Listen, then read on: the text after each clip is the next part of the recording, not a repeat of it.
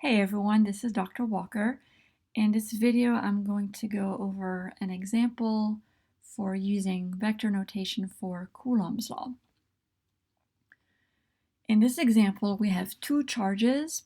Q1 is 10 microcoulombs and Q2 is negative 30 microcoulombs. And we're given the position vector for each one. So I've gone ahead and plotted each charge at its location. We're looking for the force 2-1, so the force acting on charge 1. We know that unlike charges attract each other, so we know that the force 2-1 points towards Q2. And if we weren't using vector notation, we would go ahead and find the distance here, the distance R21 between the charges, and we would also find this direction by finding an angle. We can make a triangle here and find an angle, and we would use Coulomb's law that way. What we're going to do here is we're going to use the unit vector notation. So we write down the force 2-1 with the unit vector R21 notation. So we have to go ahead and find what the force is and find its direction. We know Q2 and Q1 and Coulomb's constant. We need to find R21, which is that distance. So one thing I wanted to do here is go ahead and look at these position vectors. So R1 is going this way. This is R1. And then R2 is going over this way. I'm not drawing them perfectly to scale. So these are the two position vectors that we are given. And we are looking for the vector R21, which goes from R2 to R1. This is R21. Now this is the vector, it's not the unit vector, but once we have the vector, we can find the unit vector as well.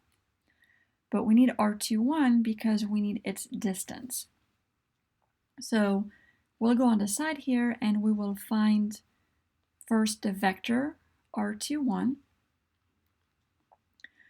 And we know that this vector is actually going to be vector R1 minus vector R2.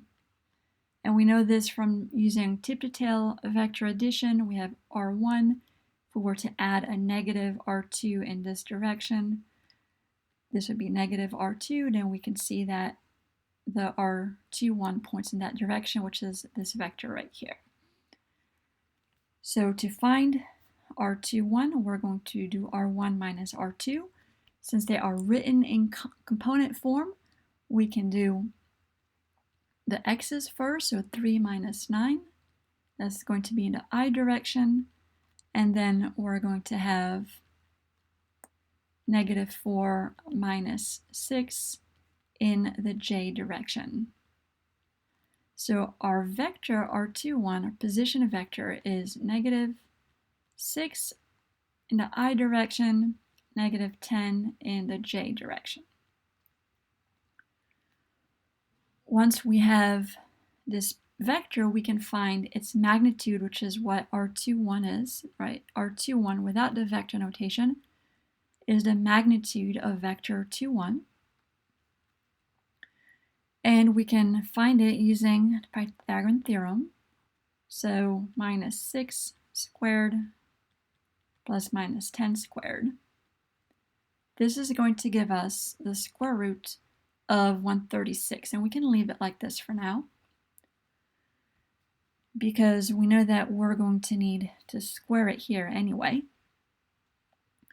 So let's go ahead and plug in what we know so far. Ke is going to be Coulomb's constant, 8.99 times 10 to the 9.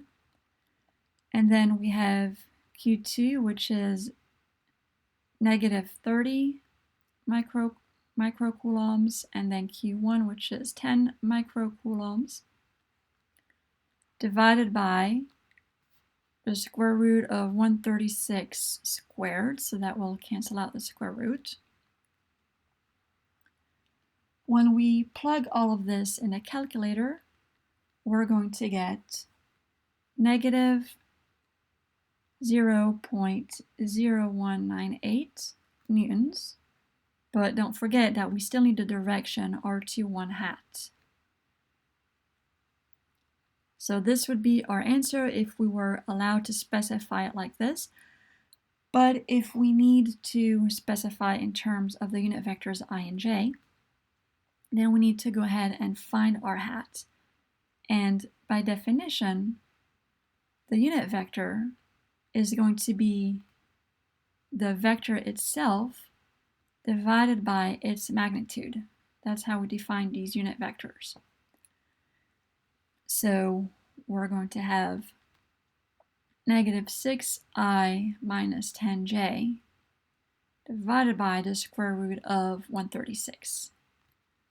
So we can plug that over here, and then we can simplify. So for our f21 vector, we're going to have negative 0.0198 times negative 6i minus 10j divided by the square root of 136. I'll go ahead and put the square root of 136 over here. So now if we go ahead and multiply all of this out, the negatives will cancel out, and we'll end up with 0.010 in the I direction. Don't forget your little hats here. And then we're going to have plus 0.017 in the j direction by just multiplying these numbers out. So it's not necessarily easier to use unit vectors. Sometimes it is, but sometimes it's just very similar to using the conventional way without the unit vectors. But this is our final answer for the force 2, 1, and it gives us the direction in terms of the unit vectors I and j rather than giving an angle for the direction of that force vector.